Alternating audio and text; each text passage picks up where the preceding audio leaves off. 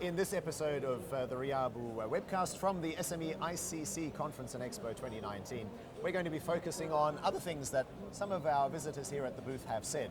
And in particular, Simon, the concern about raising the payment discussion early in the relationship. Yeah. One of you who came to our exhibition stand was saying that it's a little bit awkward or uncomfortable to be raising the issue of payments on the first meeting, that they like to leave it to the second or third meeting, because in their experience, when they've raised it in the first meeting, the customer's a little taken aback. Oh, you're already talking about the money.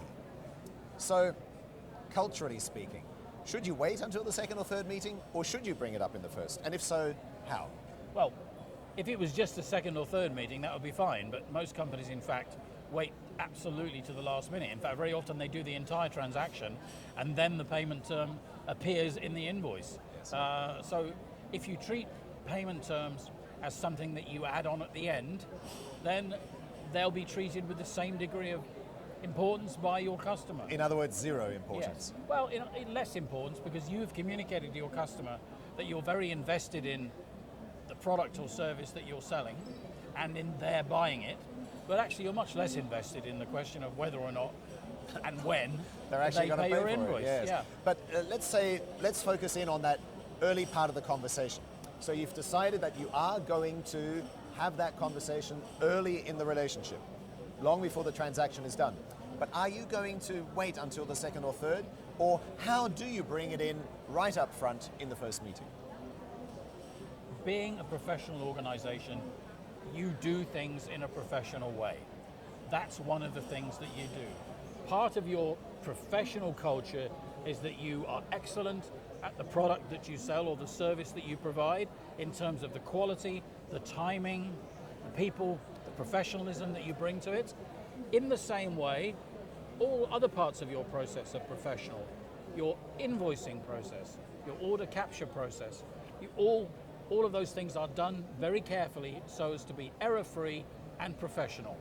And expectation is that you will do business with partners and customers who respect the fact that these are all important and error-free, and that whatever you agree is stuck to by both parties. You don't have to say, and by the way, we want you to pay us in 5 days. What you do is you establish that you have a culture of, we do what we say we're going to do, and we are doing business with you, and you are also a professional organization. We have the highest expectations that you will do what you say you're going to do. It's as simple as that. Well, the way you're coming across is very positive. I'm not getting any sort of angst or adversarial. It is a question of modality, because the corollary, a further consequence of using this model where you don't raise payment terms till later on or even after you build, is that it is by definition an adversarial discussion. When you raise them later on, automatically it's, they're chasing payment. Yeah. The whole point is to use the positive modality of early discussions where, you're flirting. The customer's interested in what you've got to offer. You're interested in selling to him. Use that general aura of goodwill and positivity to make it absolutely clear what your expectations are. You'll find it's surprisingly easy to do.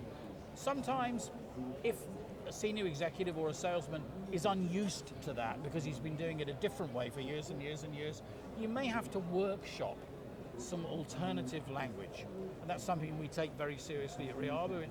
It's put in people's minds and mouths a different way of dealing with a very familiar situation. Yes. And rehearse it and practice it in such a way that it becomes second nature. And lo and behold, the problem that when you raise it, it sounds artificial and out of place goes away. Right. Yeah. Very The good. worst thing you can do is put pressure on people who aren't comfortable with this to introduce into their conversation, a salesman, something that they're not comfortable with, don't necessarily believe in, and don't have the language for. Because that will come across as it's like when somebody attempts to talk to you in a language that they're not really very comfortable with. It's very clear that they're not comfortable with it, and that achieves exactly the opposite effect to the one that you're trying to achieve. Yes, in communications coaching we call this congruence. It's incongruent when certain people use language in a way that they're not used to. I didn't know that, Mark. That's there helpful. you go. We all learned something today.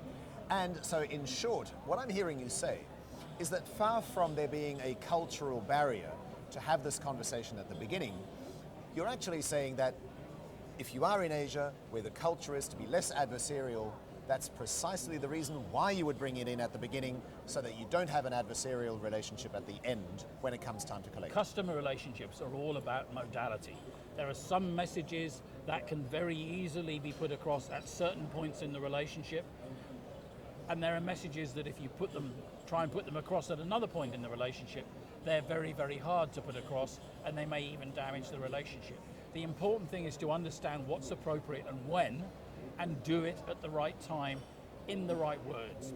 And those behaviors, if they are inconsistent with the way that you've been behaving in the past, they need to be learned. And they need to be learned in a workshop environment where genuine customer objections and genuine situations are presented, thought about, rehearsed, and learned from. And then as your team, and some people will be better at it than others, as your team start to discover that it's actually possible and it works, you then workshop it again, and somebody will say, you know what, I did it this way, and actually it was a success.